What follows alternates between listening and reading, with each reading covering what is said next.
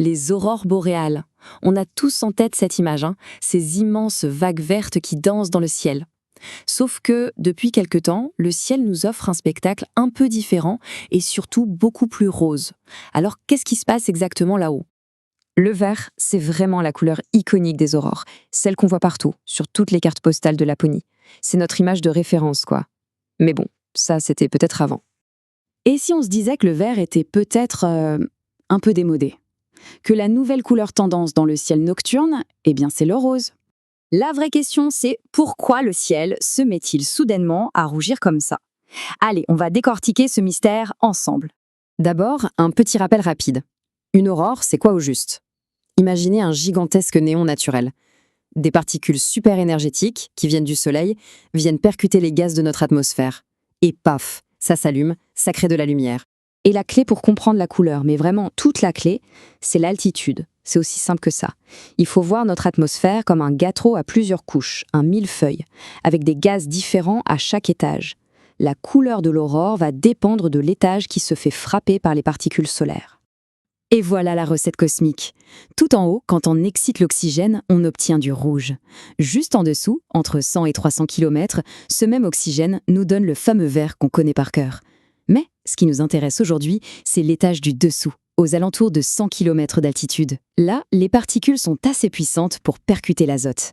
Et c'est ça le secret du rose. Le rose, c'est donc une aurore de basse altitude. Et le grand responsable de tout ce chamboulement de couleurs, eh bien, c'est lui, notre Soleil. C'est lui qui envoie ce fameux vent solaire chargé de particules qui vient peindre notre ciel. Il faut savoir que le Soleil a ses humeurs. Il fonctionne sur un cycle d'environ 11 ans. Il passe d'une phase très calme, qu'on appelle le minimum solaire, à une phase hyperactive, le maximum solaire, où là, il crache des éruptions dans tous les sens. Et c'est là que l'histoire devient géniale. Les scientifiques avaient prédit que le cycle actuel, le cycle 25, serait plutôt pépère. Mais voilà, comme le dit si bien Wikipédia, ces prédictions se sont pour la plupart révélées erronées. En gros, le Soleil est beaucoup, mais alors beaucoup plus en forme que prévu. Et un Soleil plus actif, ça veut dire quoi? Ça veut dire qu'il nous envoie des particules beaucoup plus puissantes, avec beaucoup plus d'énergie. C'est un peu comme passer d'une petite brune à un jet de Karcher. Et ce jet à haute pression, justement, il ne se contente pas d'effleurer les couches hautes de l'atmosphère. Non, non. Il la frappe de plein fouet et il pénètre bien plus profondément que d'habitude. Alors, si on résume l'énigme, 1. On est en plein maximum solaire et un maximum bien plus intense que prévu. 2. Le Soleil nous bombarde de particules surpuissantes. 3. Ces particules plongent plus profondément dans notre atmosphère. 4. Elles atteignent les couches basses, là où il y a l'azote. Et 5. Le résultat, une magnifique lueur rose. Et attention, ça, ce n'est pas juste de la théorie. C'est en train de se passer sous nos yeux. Il y a quelques mois à peine, une tempête solaire a provoqué des aurores roses qui ont été vues jusqu'en Belgique. C'est quand même dingue. C'est bien la preuve directe que ce cycle solaire 25 est vraiment exceptionnel.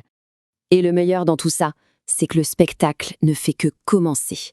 On est en plein dans une période d'activité solaire incroyable. Alors un conseil, les soirs où le ciel est dégagé, levez les yeux. On ne sait jamais.